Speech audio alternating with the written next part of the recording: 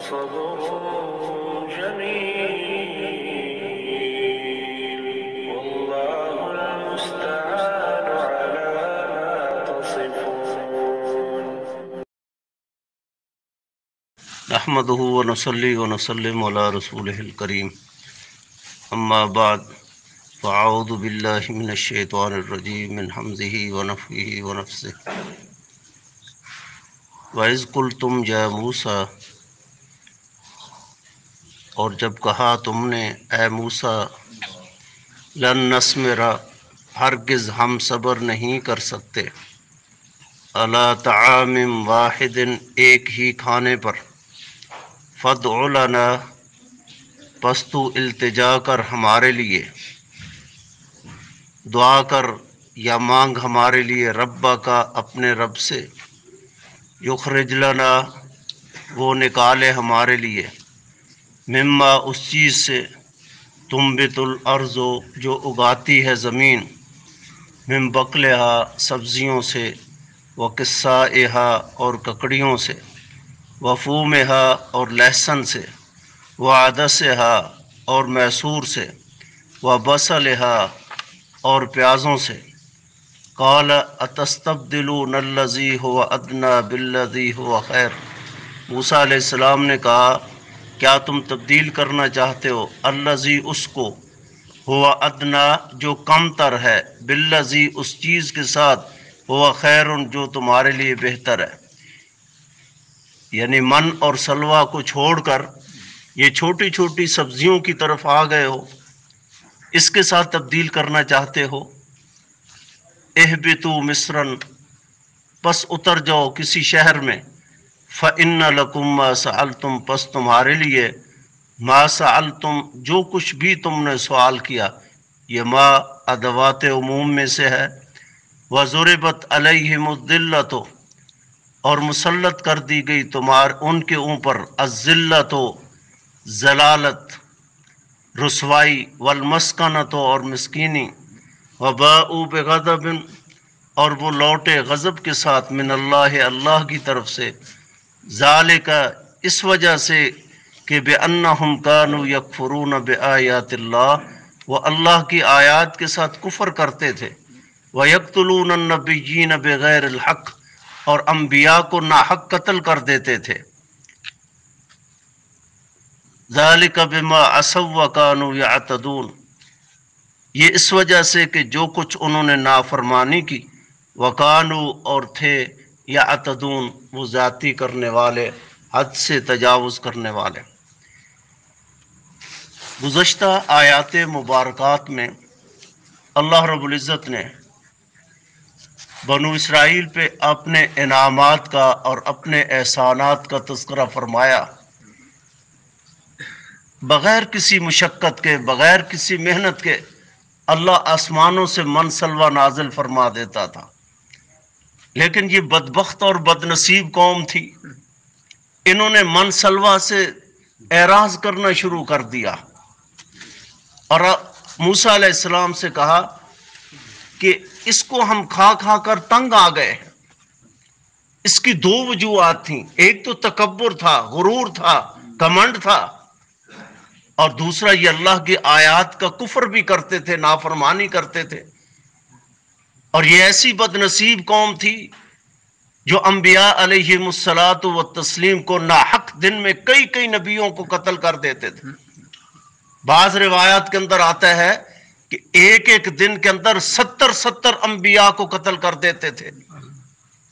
ایسی بدبخت قوم تھی۔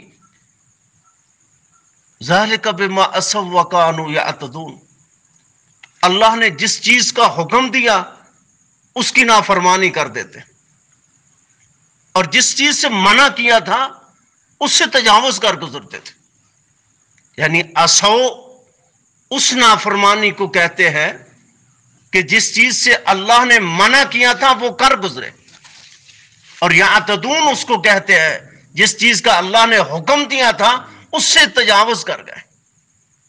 ایک دور ایسا بھی تھا جب یہ بڑی باعزت قوم تھی، باوقار تھی، جس کا کھانا بھی آسمانوں سے آیا کرتا تھا، جس کی میزبانی اللہ رب العزت خود فرماتے تھے، پھر ایک دور ایسا بھی ان پر آیا، بدبختی، بدنصیبی اور پھٹکار اور دھتکارنے کا دور آیا، جب اللہ رب العزت نے منصلوہ کو بند کر دیا، پھر ان پر ذلت، رسوائی اور مسکینی چھا گئی۔ اللہ رب العزت نے اس آیت مبارکہ کے اندر امت مسلمہ کو یہ سبق دیا، یہ پیغام دیا ہے کہ اگر بنو اسرائیل پہ میں نے ہزاروں احسانات کیے، انعامات کیے، جب انہوں نے اس کی ناشکری کی، تباہی، بربادی، ذلت اور رسوائی ان کا مقدر بن گئی ہے۔ آج اگر تم بھی جن چیزوں کا میں نے حکم دیا ہے، جن مامورات کا حکم دیا ہے، جن چیزوں سے روکا ہے منہیات سے، اگر آپ اس سے نہ رکے اور جس چیز کا حکم دیا ہے اگر وہ نہ کر گزرے، پھر تمہارے لیے سبق یہ یاد رکھ لو، یہ تمہارے لیے باعث عبرت ہے۔ ان کے اندر اللہ نے بڑی نشانی رکھی تھی اس بنو اسرائیل کے اندر، اور نبی رحمت صلی اللہ علیہ وسلم اسی لیے تو اس ذلت و رسوائی سے ہر وقت پناہ مانگتے تھے۔ سنن نبی داؤد کی حدیث ہے، سنن نسائی کے اندر بھی آتی ہے، سنن ابن ماجہ کے اندر بھی آتی ہے، اور مسند احمد کے اندر بھی صحیح سند سے موجود ہے۔ نبی رحمت صلی اللہ علیہ وسلم دعا فرماتے، اللہم انی اعوذ بک من الفقر والذلت، اے اللہ میں فقیری سے پناہ مانگتا ہوں اور ذلت و رسوائی سے بھی پناہ مانگتا ہوں۔ بلکہ بعض روایتوں کے اندر تو آتا ہے تعوذوا باللہ من الفقر والذلت، جس طرح میں محمد رسول اللہ صلی اللہ علیہ وسلم اس ذلت اور رسوائی سے پناہ مانگتا ہوں، اللہ کی پناہ کے اندر آتا ہوں، تم بھی ہر وقت جو ہے اپنے اللہ سے اس چیز کی پناہ مانگا کرو۔ بلکہ نبی رحمت صلی اللہ علیہ وسلم کی حدیث ہے، مسند احمد کے اندر آتی ہے، سنن ابی داؤد کے اندر بھی آتی ہے، لمبی روایت ہے جس کا ایک ٹکڑا یہ بھی ہے، وَجُعِلَ الذِّلَّةُ وَالصَّغَارُ عَلَىٰ مَنْ خَالَفَ أَمْرِي،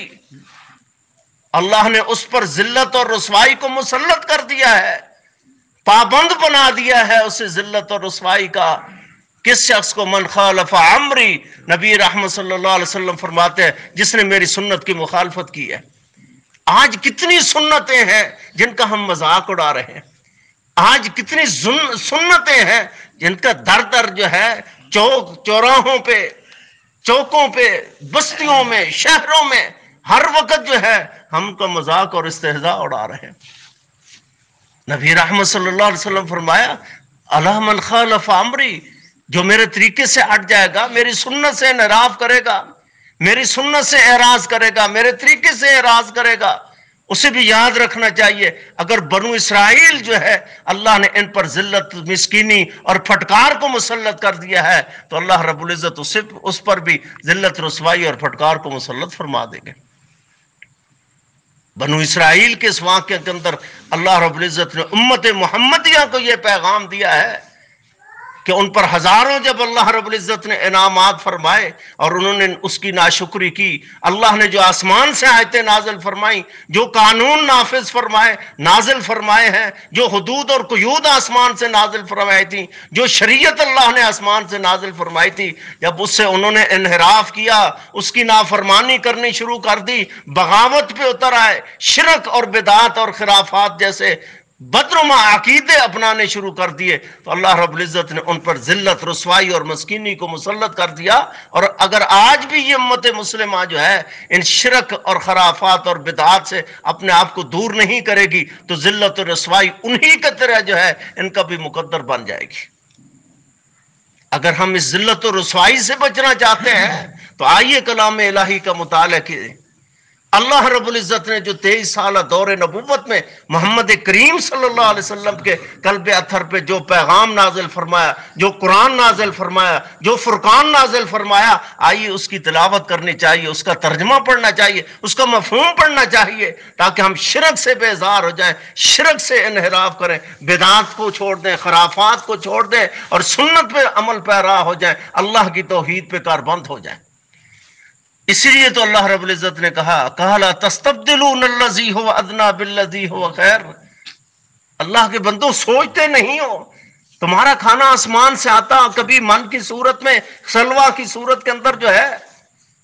مختلف گوشتوں کی صورت کے اندر جو ہے، مختلف میٹھی چیزوں کی صورت کے اندر جو ہے اللہ آسمان سے تمہارے لیے کھانا نازل فرماتا. نہ تمہیں مشقت کرنے کی ضرورت، نہ تمہیں محنت کرنے کی ضرورت، نہ تمہیں ورکنگ کرنے کی ضرورت، تم کچھ بھی نہیں کرتے، اس کے باوجود بھی اللہ آسمان سے تمہارے لیے کھانا نازل فرما دیتے ہیں. اس کھانے کو چھوڑ کر جو ہے، یہ پیاز ہے، یہ تھوم ہے، یہ لہسن ہے، یہ میسور کی دال ہے، یہ چھوٹی چھوٹی چیزیں جو ہیں ان کی طرف جانا چاہتے ہو، ان کو کھانا چاہتے ہو. اگر ان کو کھانے کی خواہش ہے،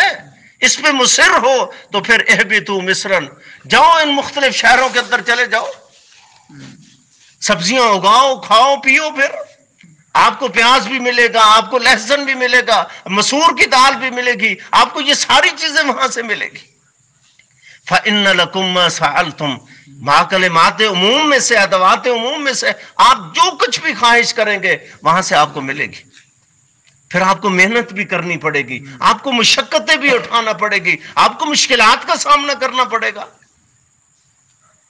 تو جو قوم جو ہے اللہ کے احسانات کی ناشکری کر دیتی ہے، اللہ کے انعامات کو ٹھکرا دیتی ہے،